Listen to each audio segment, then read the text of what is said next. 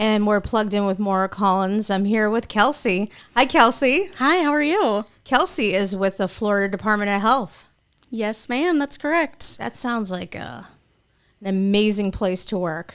It is. You know, there's a lot of things going on, especially in Pinellas County, which is my home office, but each county has their own health department system that they work with. That's awesome. So do they work at all, like collaborate together, or is it pretty separate? It really depends. So we're under the full umbrella of the state, but each county has its own health department underneath that.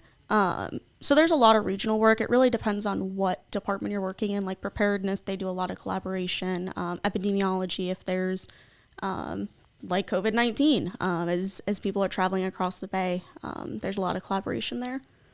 That's awesome. So recently I attended a training on Narcan overdose prevention and administrating Narcan that you facilitated, and I was so impressed. Oh, well, thank you. I feel like Narcan is something that we all need to know about, educate each other about.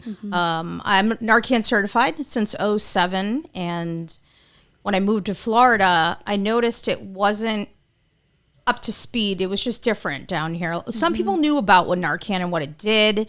A lot of people just didn't have it on them or didn't have the education around it. So, I was on a board of directors through Terra Nova, and you had, given us the cool training. So I thought it would be good to have an episode on Narcan, and I brought in a sample kit of a nasal spray kit for everybody to take a look at, and, just have you kind of run through the basics of Narcan so that people can get a little bit more awareness. Maybe they know about Narcan and what it does. Maybe some people just don't know everything that there is to know, or they don't know, how it coincides with fentanyl and whatnot, because having Narcan readily available as a recovering addict in my vehicle or on my person, is essential. Even though I was never an intravenous drug user or an opioid abuser, I am in recovery, and I go to 12-step meetings, and I do have recovering addicts in my vehicle quite a bit. You give a girl, a lady a ride to a meeting or whatever, you just don't know.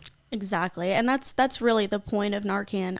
The CDC estimates that 80% or so of overdoses are actually witnessed, whether it's in a loved one's home or it's a group of individuals that are using drugs together. So it's a very simple fix for a problem that is just growing and growing every day. So how did you get into, kind of educating people throughout the department? How did they say, okay, we're going to have you, tell everyone about Narcan and educate people? So I was brought on to the health department for a local grant-funded program through the University of Baltimore that we collaborated with Operation PAR, the county, and then obviously DOH, where we kind of took a three-pronged approach. So not only did we want to talk about Narcan, but we also wanted to directly engage those individuals that were most at risk of overdosing. Our chosen targeted population was the homeless population, just because they're underserved. We already have a lot of networks that are trying to access these individuals. And then the third prong was actually bringing Operation PAR out into the streets with us. So if we had an individual that was like, you know what, I am tired of, using heroin or fentanyl or pills or whatever it is, we could say, hey, there are better options out there, and here's what they are. And we can get that conversation started right then, right there. Granted, we couldn't bring them into the office, but at least we could get the conversation started. That's amazing. So anyone can kind of get that education at any point.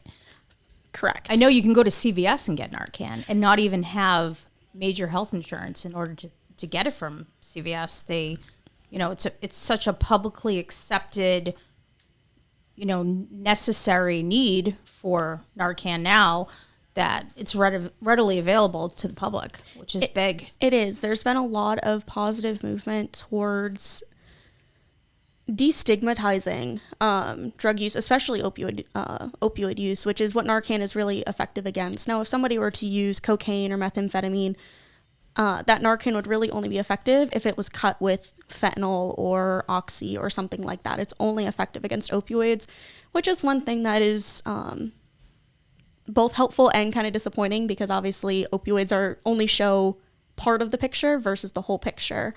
As far as your local pharmacies, you can get it, but the problem is without a prescription. But the problem is it's going to cost about $75 to $100 per 2-dose box.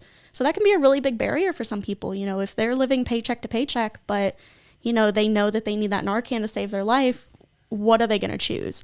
Are they going to choose that next high, or are they going to choose buying the Narcan? You know, and when you're in the throes of an addiction, sometimes those decisions aren't as logical or as easy to make as it would for an outsider.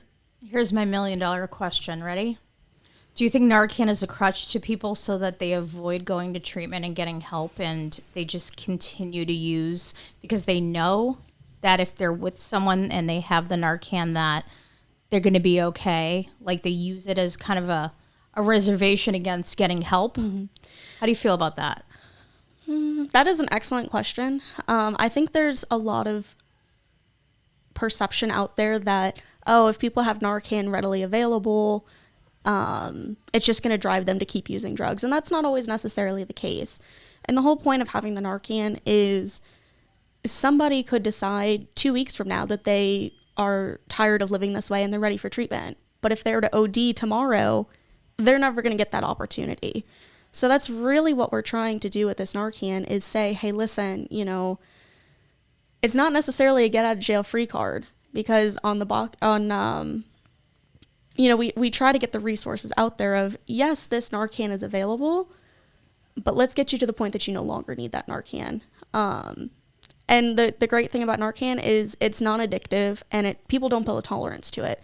So if I were to OD this morning and I needed 4 doses of Narcan, I could go back out tonight at 8 o'clock, and it's not going to have any sort of tolerance or anything like that. I won't necessarily need more Narcan because I was Narcaned earlier that day.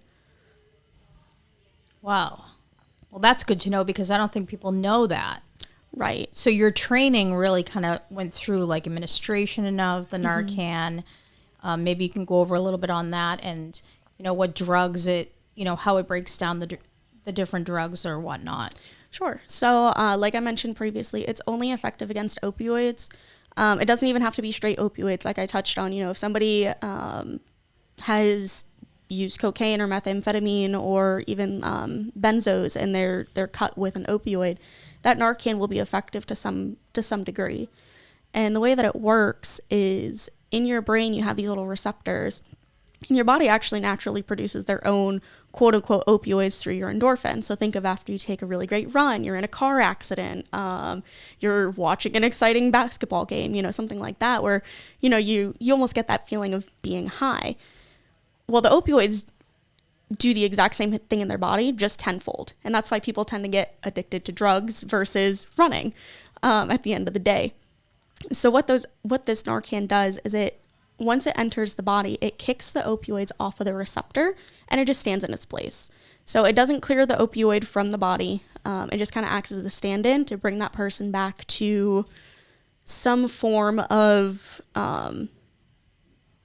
proper respiration and everything like that. So hopefully they can seek medical treatment and prevent that overdose from becoming fatal. Because at the end of the day, that's what makes the overdose fatal, is the person stops breathing, their heart rate slows, and that's what causes them to pass away, unfortunately. So what the Narcan is the medication itself is naloxone. Narcan is the brand name that most people are familiar with, because that's what the general person is going to use. They also have an intramuscular and an IV version as well. So you'll kind of hear me interchange between the two. They're the exact same thing, I promise.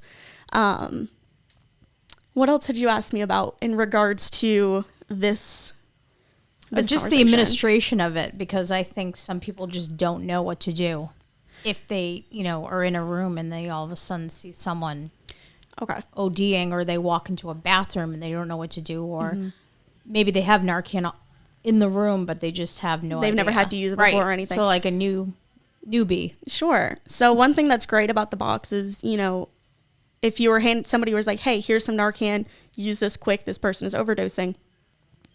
On the inside of the box, it has the instructions on what to do. So the first thing you're going to want to do is identify those overdose symptoms.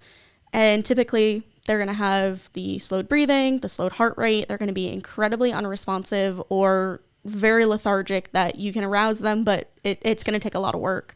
They might even have some bluish tint to their skin or lips. And that's normally, once they get to that point, they're struggling to breathe, and you need to react pretty quickly.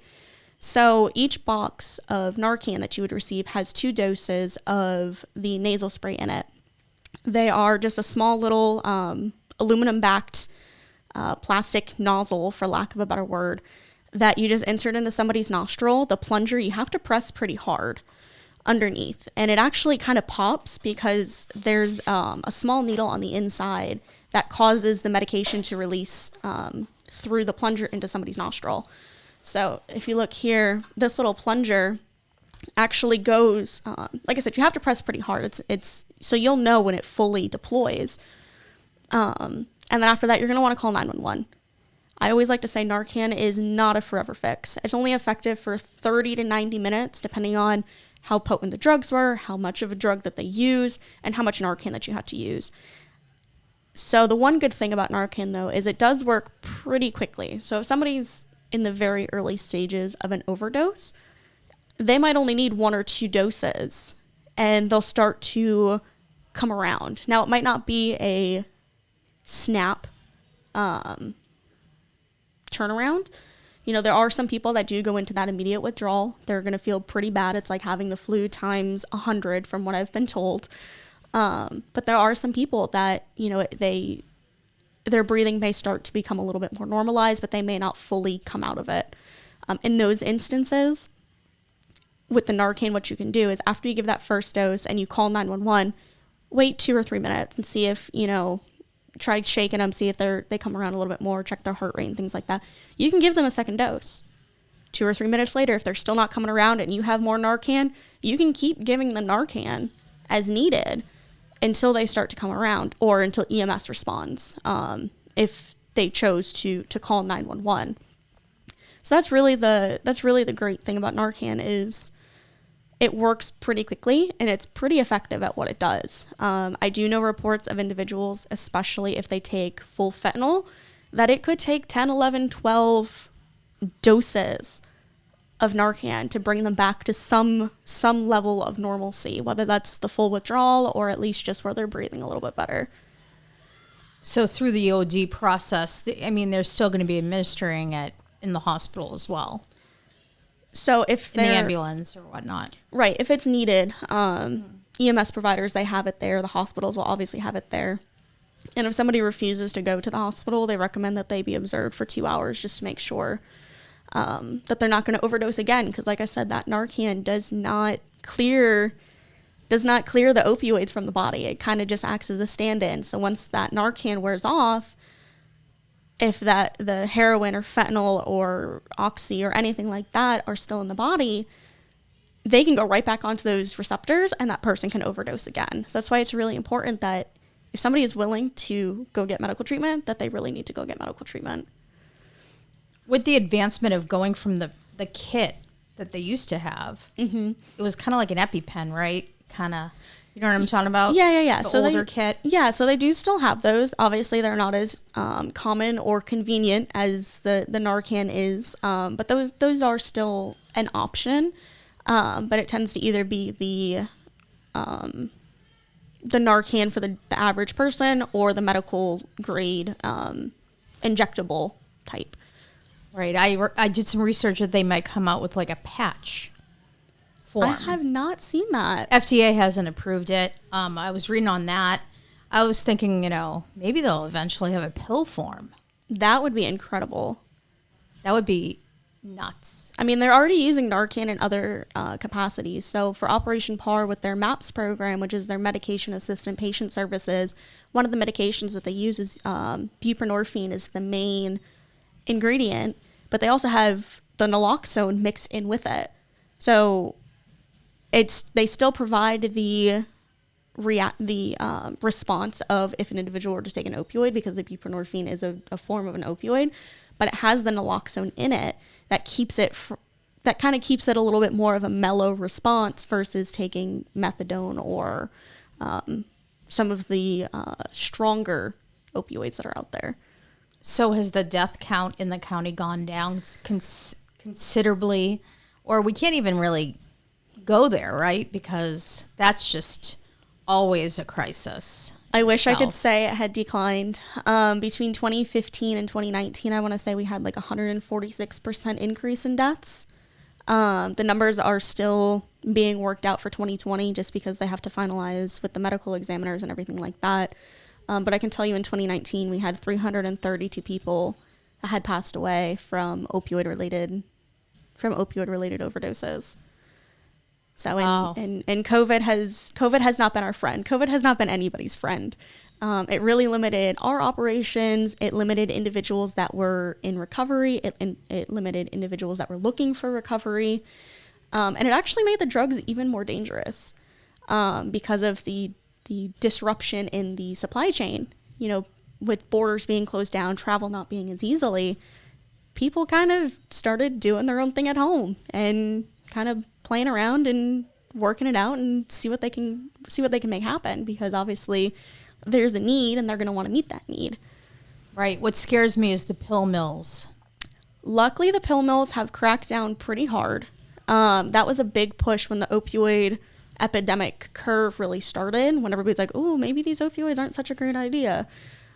Florida was really big on the pill mills, especially in the Tampa Bay area. So one of the big things that they did, and what's one of the more effective ways to manage this opioid epidemic, is really cracking down on these doctors and saying, hey, listen, somebody does not need a 90-day supply of OxyContin. You know, let's start small, check in with them, and go from there, and let's find alternatives. So a lot of those got closed down in Florida. The thing that scares me is the streets are not safe. Right. They are not safe in any way, shape, or form. Fentanyl is getting mixed into just about everything, whether it's marijuana, whether it's pills that are being crushed, cut with fentanyl and reshaped. It is not a safe time to buy drugs on the street. Right. I sat on the opioid task force for the county on behalf of Terra Nova for a couple of years, and I remember sitting with the forensics department, the sheriffs, and they were saying how they could find a grain of fentanyl even, in St. Pete, say, and that they had to go and be so careful. They were telling me, like, how much of a population it can wipe out, like how potent fentanyl is, and how the dealers are just cutting drugs with fentanyl to make more money. And a lot of addicts I talk to enjoy the high on the fentanyl as well. They even do. Separate from the pill. They do. I was shocked when I first started doing research on this, because I'll be honest, I'm a little new to the substance abuse game. And people would buy fentanyl patches, because fentanyl does have a medicinal purpose. It's used in severe pain management versus like heroin.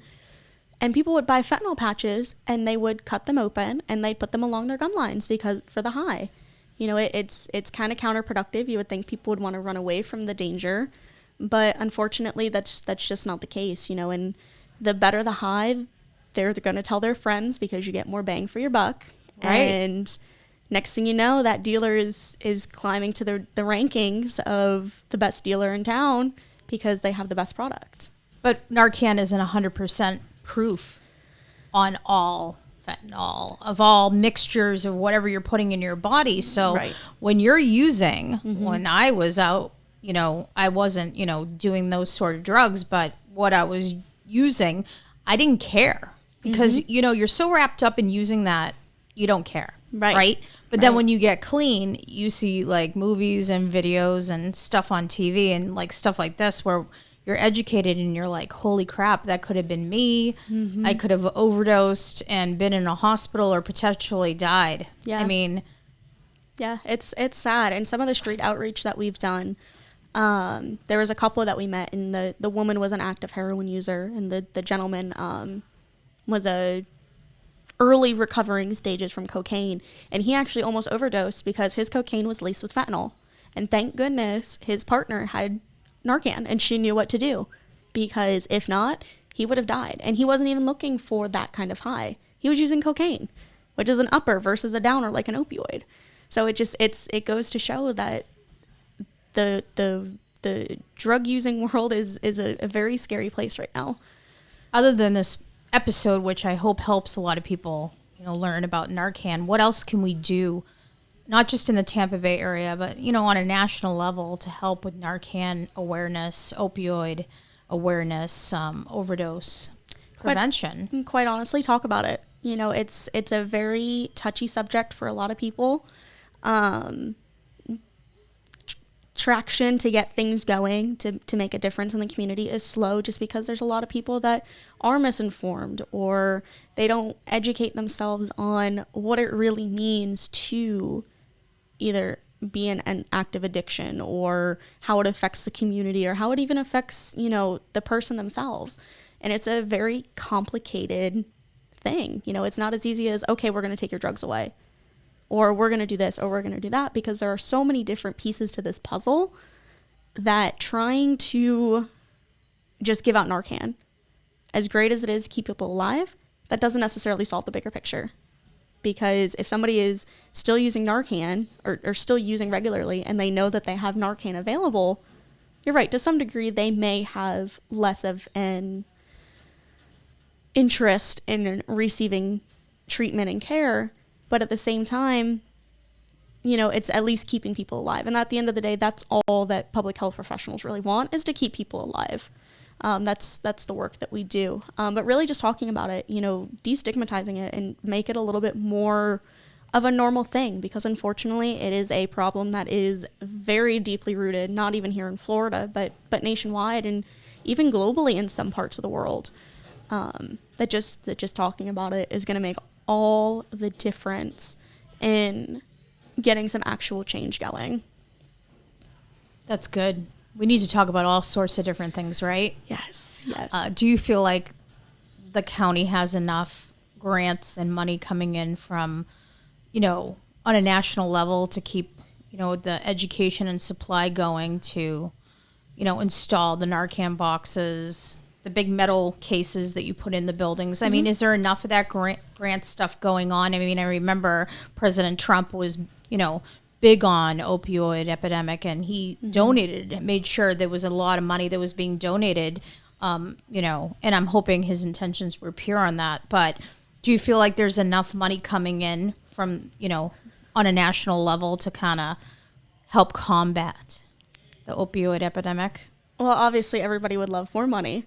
But no, honestly, Pinellas County, they have a few programs and things that they're starting to kind of get the ball rolling on now, most of which are grant funded, which is really what's the biggest hurdle when it comes to opioid related tasks, is a lot of it is grant funded. The program that I was operating was grant funded, and it was only for the 1 year. Unfortunately, COVID, cut back on funds. So my program for the time being has been stalled. We're still able to do some of the operations, but the comprehensive program has stalled. And that's really a big issue. Is sure, you can have money coming in, but it might be little bits here, little bits there, a year or two, a year here, that it's very difficult to get a full comprehensive program for the longevity of, the current opioid users and the future opioid users, because this is a problem that's not going to go away anytime soon. It's not going to go away easily. So while yes, the money is available, there needs to be more of an emphasis on long-term financial opportunities. Which comes from the whole talking and getting the word out. Exactly. There are agencies in the federal system, the Health and Human Services, CDC, all of them, they're doing great work, but it's very hard to contain 50 states worth of problems. The news recently reported, the CDC is not done with their numbers yet, but in 2020, 91,000 people died as a result of overdoses. And that's a lot of people. It is a lot of people. And it's a lot of people. And when my friend passed away, I would say a year and a half ago, he had Narcan. And you can't administer it to yourself when you're using. So the buddy system has to be there. So homeless people probably have a struggle. People that are using, even on the street or wherever by themselves, it's not safe, right, to be. And it's not one of those things you can do proactively either. It's not like you could use Narcan and then, inject inject your drug of choice or whatever it is, it's something that you have to use after the fact. And that's what really makes it difficult of some of these individuals that maybe their family doesn't know that they're an active user, or they're homeless, or they live alone. And that's really the biggest struggle, is the fact that it's not a proactive thing, it's a reactive thing. Right. Have you heard success stories, though? Have you seen any through your work, or, you know? The closest that I've seen was that one story I had mentioned earlier, as far as the couple where he had bad cocaine and, you know, his partner was able to save his life.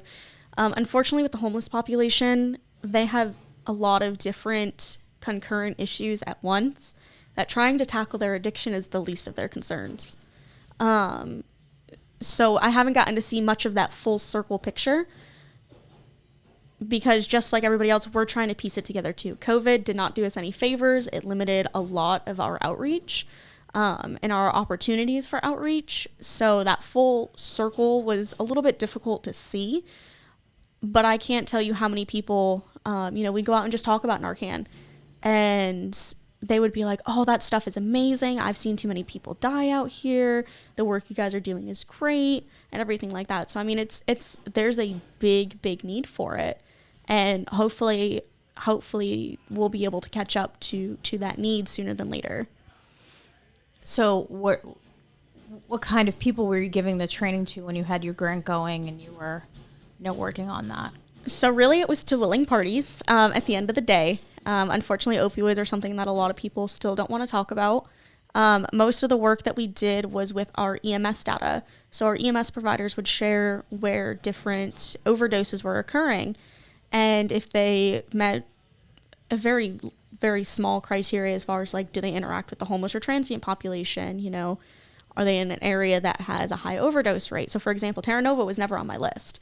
But because of the proximity of and what they did, I was like, absolutely, let's give them this training. Let's give them these overdose prevention kits and get this done, because it's important. But we were interacting with hotels and motels. Our homeless shelters were huge in the implementation of this program all of 2020. We were talking with the libraries. Terra Nova was one of our partners. So really it was anybody that could possibly interact with somebody that was at risk of substance abuse, with an emphasis on the homeless or transient population, was really the main direction we were trying to go, because there's 1,000,001 people and 1,000,001 things you want to try to do, that when you're grant funded, you have to kind of narrow it down for the funder. So that way you're not trying to herd cats of, we have all of these things that we're trying to do in a year, and then you're not able to meet those benchmarks. So when people call into this 888 number that we were talking about, it's 888-727-6398. That's for the MAPS. Yes, so that is the general number for Operation PAR, and they have a bunch of different programs. They have a detox. They can provide detox for individuals. They have their MAPS program, which is the medication assistance. They actually have one for mothers that are either expecting or they have small children. So they have a lot of really good things. Their main office is in Clearwater. And they also have a satellite office in St. Petersburg, if you're in Pinellas County, that they actually extend from Hernando County all the way down to Lee County, all along the west central region of Florida. So, I mean, there are options there. If you're somebody that you're currently in Pinellas, but you're thinking of relocating to a new area, it's a pretty easy transition, and they purposely try to make it as easy as possible.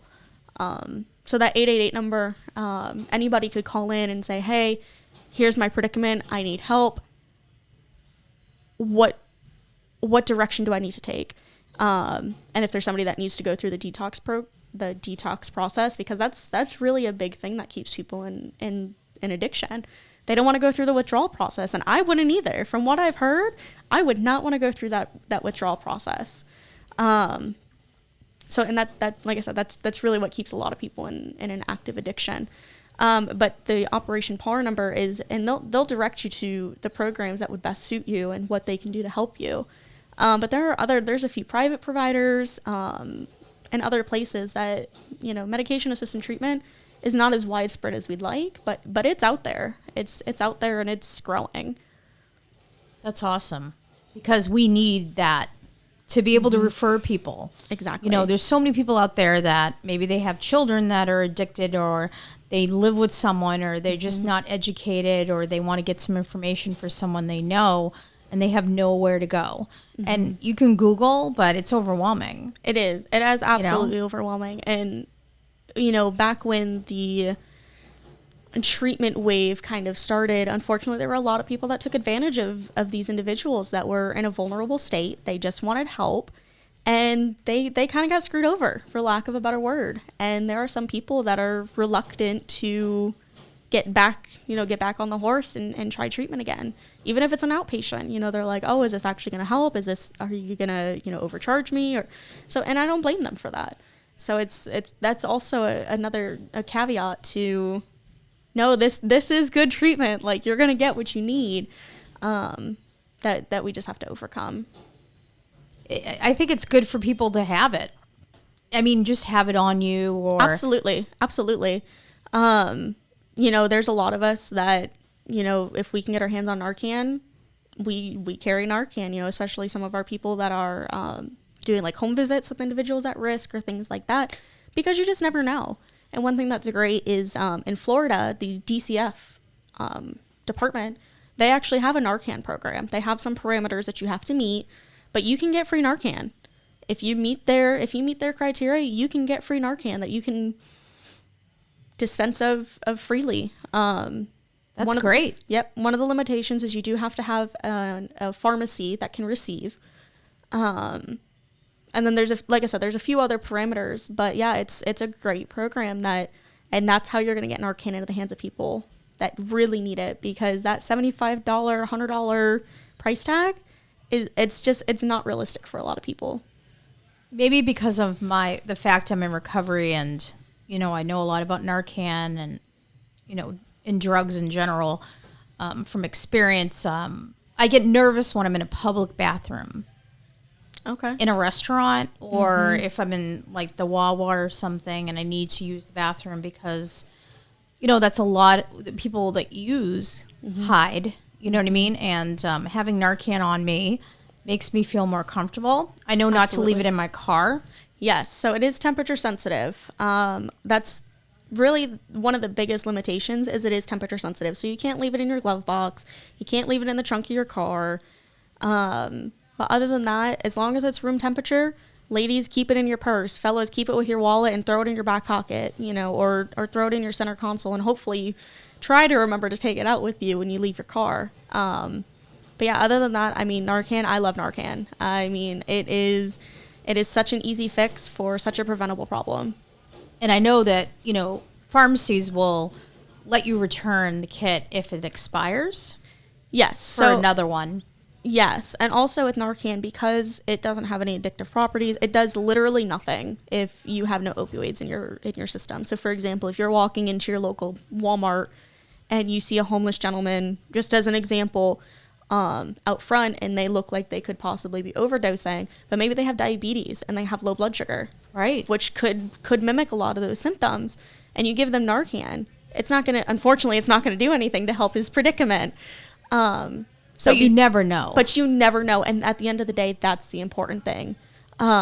Which hopefully you would still call 911 regardless. So if you happen to have Narcan on you, you give the guy a dose, call 911, and obviously it's not effective. So that's one great thing about Narcan, is the fact that it does nothing if you don't have any opioids in your system. So, and because of that, there's no special thing you have to do to get rid of expired kits. I mean, it's great to bring it into your local pharmacy. That is the ideal way. But if you're one of those agencies that signs up for the DCF program, for example, and you end up with 5-10 kits left over, you know, there's nothing fancy or special that you have to do to get rid of it. Right. I think it's good also to educate our children about it. Both my kids know, you know, about addiction and whatnot, but it makes me feel comfortable that the middle school in St. Pete has it in the nurse's office. Years ago, you wouldn't even think of that, right? Right. Things have changed, and the ages of people using drugs is going down. Sadly. Kids are vaping. They are vaping, What? but that's a conversation for another day. But I mean, it's like there's in such a rush to be adults. I know. It's insane. And then they get to adulthood and they're like, now what? Because they did it all. They did it all already. You know. So I worry. I Don't know. take something from your friend. I have Right. one in middle school, one in high school. So don't take something from your friend because you don't know what you're ingesting. There's been a lot of stories of kids that you can get drugs off of Snapchat or Instagram or the social media. There was a site of a celebrity that her 12, 13, 14-year-old son, he had bought some sort of pill to try. Don't know what he was expecting to get, but it ended up being a bad pill and he overdosed. Bing, bang, boom. That's one scary. and done. One and done. That's some scary stuff. But it goes back to the whole let's talk about it. Let's talk about it. And let's talk about every kind of, scary topic with our children because I feel like if I led more of a sheltered life growing up, and then I went to college and it was wild. I was like, whoa, this is nuts, because I wasn't ever exposed. I felt like my parents kept me in some sort of bubble. So it was crazy. It was like eye-opening. Oh, absolutely. It's a whole new world when you go to college. Mom and dad's not there anymore. You have 20,000 people from all walks of life crammed into this relatively small area, depending on your university. And there's just so many things to see and do and people to talk to that it can be very fast breeding grounds for not even drugs, but alcohol, eating disorders, and other things. So I haven't gotten high off a narcotic in 13 years. I relapsed on alcohol 2.5 years ago, but I was scared because when back when I was, getting high 13 years ago, we didn't have to worry about fentanyl or any of this stuff. Right. And now I was scared 2.5 years ago when I was drinking because, I learned that was a drug ideally, but also I knew I was scared that I would get hooked onto something that would potentially kill me. Yeah. Even at a more extreme level. Right. Yeah. Than just a straight narcotic by itself. Yeah. And that's the scary part, and and that's not to say opioids are all bad. They do serve some purpose for the most part. They are very effective at pain management. There are a lot of people that are on a daily morphine medication, or they take daily codeine or some of the other prescribed opioids and they do completely fine. And that's actually really what drew me to substance abuse. Now, personally, I've never been affected on my own level by narcotics. I have had family members and things like that, so I'm not a total newbie to addiction and everything like that, but it's nothing that I've personally experienced. But it was something that was always interesting to me, of how can one person take a prescription of the same thing. Two people can take the same prescription and one may end up addicted and one may not. And just kind of the process behind that, and how these drugs come to be.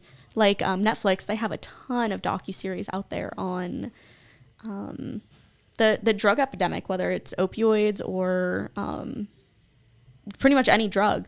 And that's really what got me interested, was like, wow, this is a thing. This is a whole thing that, there's a lot to learn and there's a lot to be learned. The addictive personality, too. It's a mental, the disease is a very mental thing. Absolutely. I believe in it. Oh, for sure. For me, it was definitely a mental thing. Mental obsession, compulsion, and there was no social drinking of a couple of beers. It was like, let's go. If you're gonna do it, let's do it. And after a while, your body just builds up a tolerance, and you need more of it. Right. So who's to say I'm not gonna stop getting high off a drug because I'm gonna need more and more and more. And then, God forbid, I get a bad mix or something like that. Exactly. And the one thing that really shocked me working in this, now obviously I knew that addiction or especially opioids could affect anybody. There is no perfect picture of what an opioid user looks like. But once I actually started working in this field, it really opened my eyes to how true that is. You could have a high-level executive working at the top of a major, Fortune 500 company, and they're addicted to the same things that, you know, the local high school dropout that you might automatically think, oh, they're going to amount to nothing, they're going to be a drug user, those sorts of things. It's crazy that there is no one person that is protected from it. And the thing is individuals that get prescribed an opioid, if there's somebody that is prone to addiction, they can keep taking it further. You know, they are the individuals that I think it's like they have a 40% higher chance of becoming a heroin addict just by taking the regular prescription from their doctor. So that, again, that's not to say that opioids are bad, but it's to say that don't turn your nose down at somebody, because that could very well be you. And we all have our own vices. You know, personally for me, if I'm having a bad day, I'm going to eat as many carb-loaded items that I can find in a 5-mile radius, and I'm going to take a very long nap. You know, that is my coping mechanism. Is it the healthiest? No. Are there worse options? Absolutely. So, and that's really the big thing, is there's people like, oh, well, I would never do that. But you don't know until you're put into that situation. True. And also the media has a lot to do with it, because Absolutely.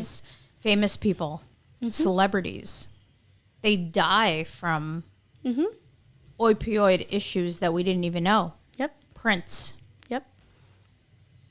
I looked it up, a bunch of, you know, who the musicians were that died from suicide or an overdose. We had Michael Jackson. Yep. Like, there was a lot of people on there that you had no idea that, I mean, and even like Tom Petty had a heart problem, but, you know, we didn't know that eventually that the opioid was going to be the issue of why he passed away. Yeah.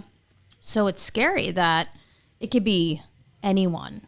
Well, and unfortunately at that level too, you know, there's a lot of mixing going on. So yeah, they may be taking opioids, but they may also be taking uppers. So you really can't tell, because the drugs are kind of counteracting each other. So they're getting the high from the opioid, but they're also getting the energy elevation from cocaine or something like that, that it's a lot easier to hide than somebody that's just using, you know, benzos or opioids that are, or even alcohol that are downers. I feel like people need Narcan. People need Narcan. Get Narcan. Yes, and that's... Call us, let us know. Call the 888 number, message me on Facebook. I'll put a link on the website. You know, get some help, get some Narcan. I think it's something we all need. It really is. You know, even whether you are the individual that needs it, or you know somebody, even if you don't know somebody, carry it. You know, it's kind of like the new CPR, in my opinion. You know, it's...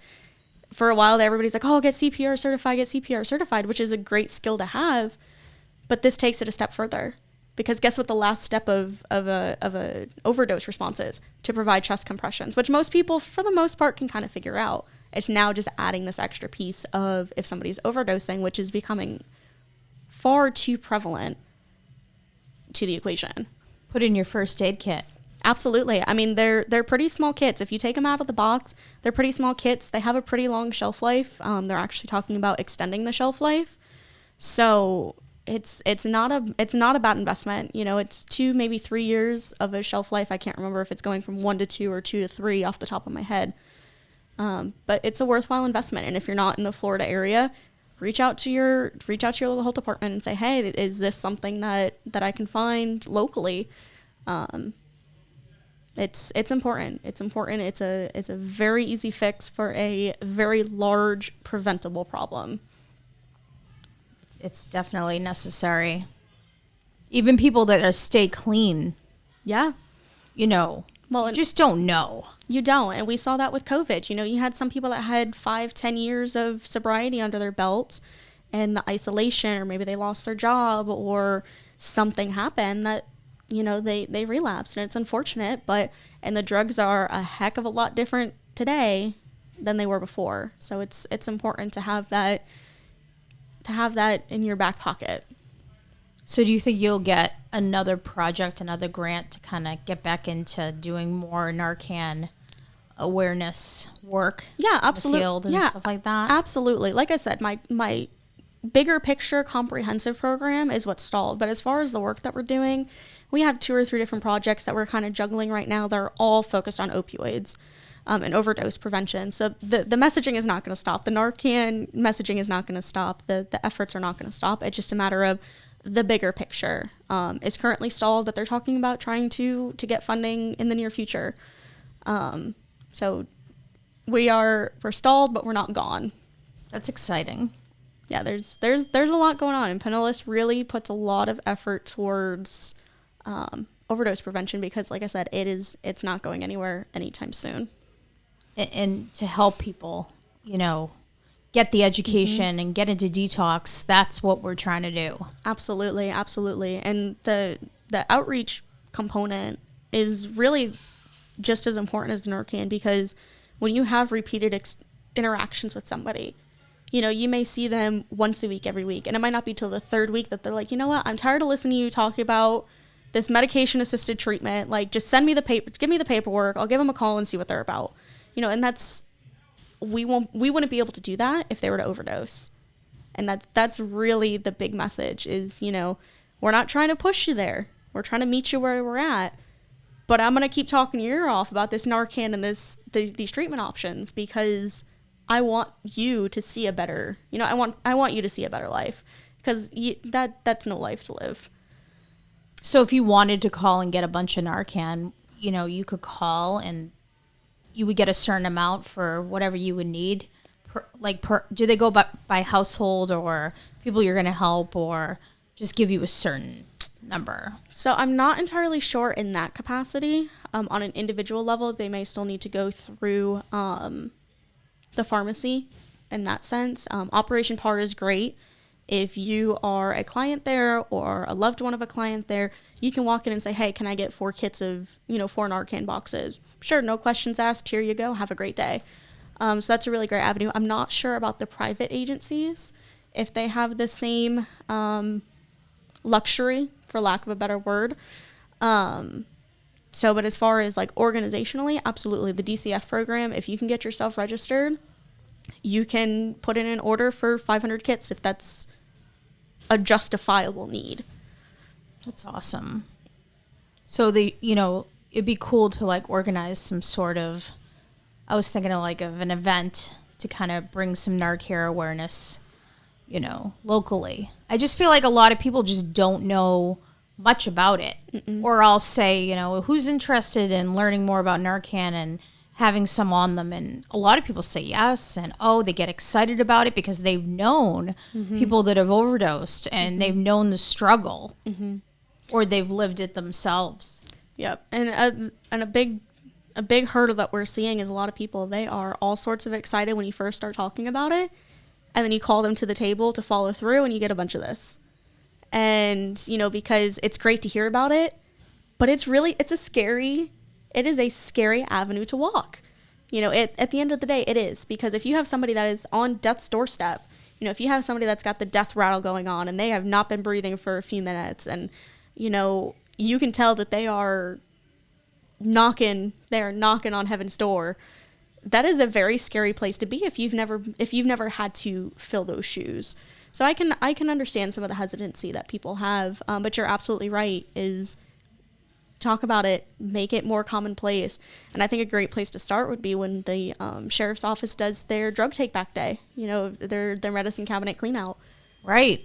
That's awesome when they do that. Yes. And I think this last year they got a pretty decent amount of unused prescriptions back, because that's great. And that's where a lot of the young aged addiction starts is, I'm bored one day. Mom and dad have leftover Vicodin from a back surgery 2 years ago because it's just in the back of their medicine closet or cabinet. And that's where it starts. That's scary. It is scary.